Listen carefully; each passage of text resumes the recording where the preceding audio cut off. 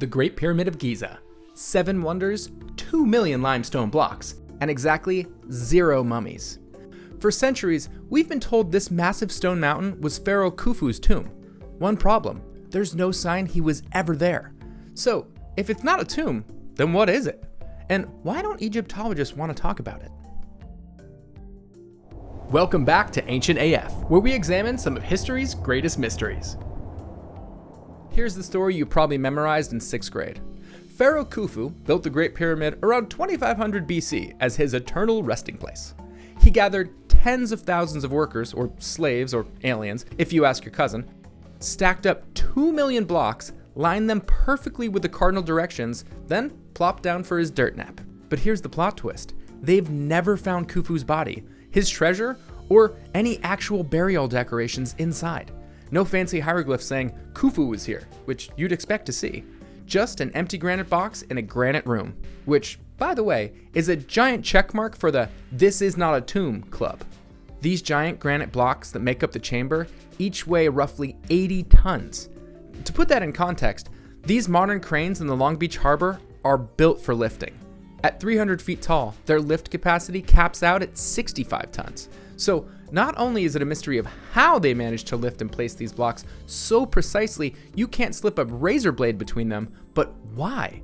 That's one unnecessarily complicated task to house your shriveled corpse. Meanwhile, the Valley of the Kings, known burial site for countless pharaohs, is covered in paintings of gods, gold, afterlife selfies, the works, but 0 granite.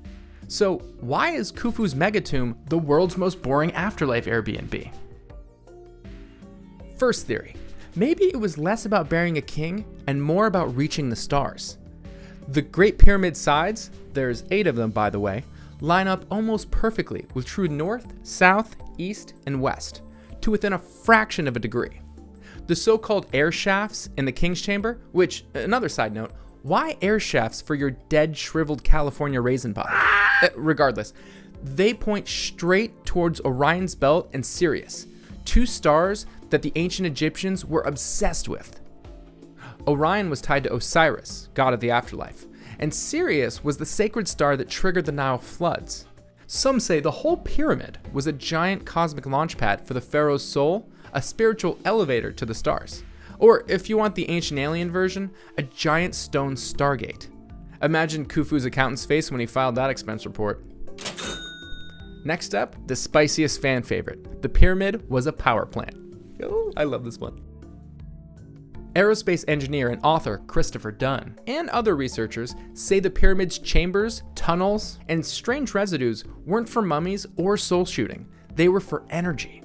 The Grand Gallery, Queen's Chamber, and King's Chamber are laid out in a series of resonance chambers. There's even evidence of chemical traces, salt, and other residues that shouldn't be there if all they did was store a dead guy. One theory? They were mixing chemicals using underground water pressure, creating a massive static electrical charge. Basically, ancient Egypt's version of a Tesla coil. Khufu's very big, very impractical Wi-Fi router? Okay, but what if it wasn't about power, but sound? The King's Chamber is made of solid granite. Tap the granite coffer and it rings like a bell. Some researchers say the whole pyramid works like a giant tuning fork designed to resonate at specific frequencies. Chanting, drumming, or rituals inside might have turned into an acoustic temple, creating vibrations that mess with your brainwaves. Modern tests show the chamber amplifies certain frequencies in weird ways. So maybe it's not a tomb, but the world's oldest sensory deprivation tank, or the ancient version of a rave cave. BYO drum circle, obviously. No bodies, no funerals, just mind-bending rituals.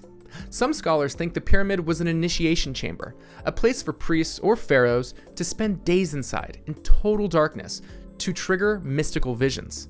Think spiritual boot camp, sensory isolation, chanting, and maybe a touch of hallucinogenic plants. Instead of burial, it was about rebirth, so you could come out and say, "Hey, I met Osiris. He says hi.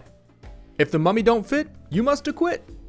And if there's no mummy, no treasure, no inscriptions, nothing that other pharaohs would use to say, "This is my tomb," why do we still call it Khufu's tomb? Well, basically, because some 1800s British explorers found red paint graffiti deep in an upper chamber that says Khufu's gang, basically, most Egyptologists think it's real. Some conspiracy fans think the discovery was forged to prove they'd solve the mystery. And with scientists refusing karma dating on their graffiti, sure, they've kinda got a point. But that's it. One piece of questionable graffiti to label the biggest stone mystery on Earth? Who knew ancient history could be solved by vandalism? So, tomb? Stargate? Power plant? Or ancient sonic brain melter? The Great Pyramid's real purpose is still buried deeper than any sarcophagus ever was. For now, all we know is no one's found a mummy inside, but plenty of people have lost sleep wondering what else it could have been. If you enjoyed that rabbit hole, hit subscribe for more lost tombs, strange stones, and suspicious mysteries they didn't teach you in school. And remember, if someone invites you into a giant triangle in the desert, bring your glow stick, and make sure to have an exit plan.